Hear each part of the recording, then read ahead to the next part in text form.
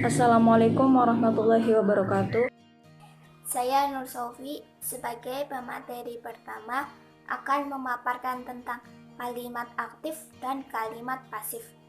Kalimat aktif adalah kalimat yang subjeknya memerlukan suatu tindakan secara langsung. Berikut beberapa klasifikasi kalimat aktif. Yang pertama, kalimat aktif transitif ialah kalimat aktif yang predikatnya memerlukan objek. Contoh, petani menanam padi di sawah. Yang kedua, kalimat aktif eka-transitif. Kalimat ini memerlukan objek, namun tidak memiliki pelengkap. Dengan kata lain, kalimat ini hanya memiliki 3 unsur, yaitu subjek, predikat, dan objek. Contoh, Andi membaca sebuah majalah. Yang ketiga, kalimat aktif intransitif.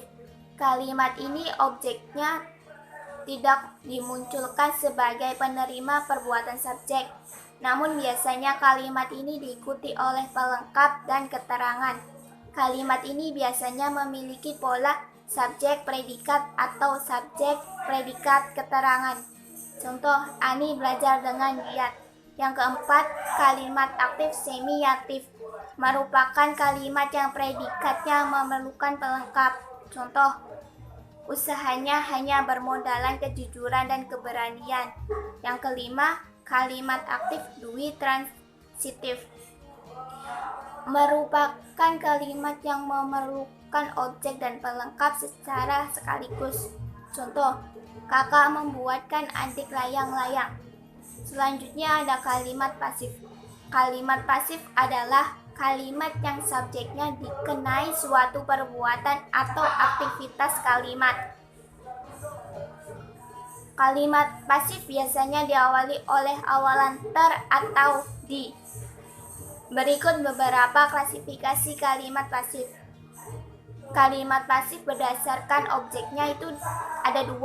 Yang pertama, kalimat pasif transitif ialah kalimat yang sangat lengkap akan sebuah objek kalimat, baik dengan objek lengkap, keterangan waktu atau suatu pelengkap ataupun tidak. Contohnya, Inasi dinanak oleh ibu. Yang kedua, kalimat pasif intransitif ialah kalimat pasif yang objeknya tidak lengkap, hanya mempunyai keterangan yang lengkap. Contoh, ikan cupang dipelihara di styrofoam. Berikutnya, kalimat pasif berdasarkan predikatnya juga ada 2. Yang pertama, kalimat pasif tindakan ialah kalimat pasif yang merupakan predikat dalam sebuah tindakan. Sering juga predikat ditambahi dengan kalimat imbuhan seperti di menjadi di-kan. Contoh, kaca dibersihkan oleh adik.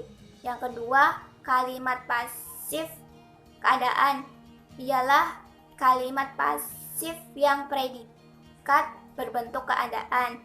Biasanya predikat kalimat pasif mempunyai imbuhan ke-an. Contoh, burung itu kedinginan ketika terkena udara malam. Saya Rizka Pratiwi, pemateri kedua akan menjelaskan perubahan aktif menjadi pasif. Yaitu perubahan kalimat ini dilakukan dengan menukarkan peran subjek dan objek. Perubahan kalimat ini juga ditandai dengan berubahnya imbuhan pada predikat kalimat aktif yang semula berimbuhan me-i, memperi, dan sejenisnya diubah menjadi di-i, diperi, dan sejenisnya. Contoh kalimat aktif, Andi membaca novel di kamar dirubah menjadi kalimat pasif, yaitu novel dibaca Andi di kamar. Terima kasih. Saya Siti Nasaro, pemateri ketiga akan menjelaskan kalimat medial dan kalimat resiprokal. Kalimat medial ialah kalimat yang subjeknya berperan baik sebagai pelaku maupun sebagai penderita. Kalimat ini dapat berkontribusi aktif dan pasif, yaitu subjeknya sebagai penderita dan objeknya sebagai pelaku. Kalimat medial ini berpredikat kata kerja transitif dengan objek dan subjeknya diri sendiri. Misal contoh, Aku menyesali nasibku.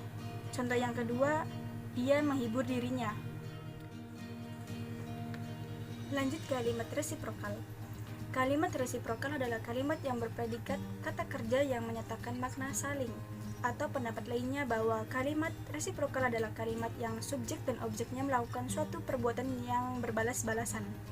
Verba yang berfungsi sebagai predikat pada kalimat resiprokal adalah verba yang berprefiks me, yang didahului oleh kata dasarnya verba yang berulang berkombinasi dengan konfiks ber-kan.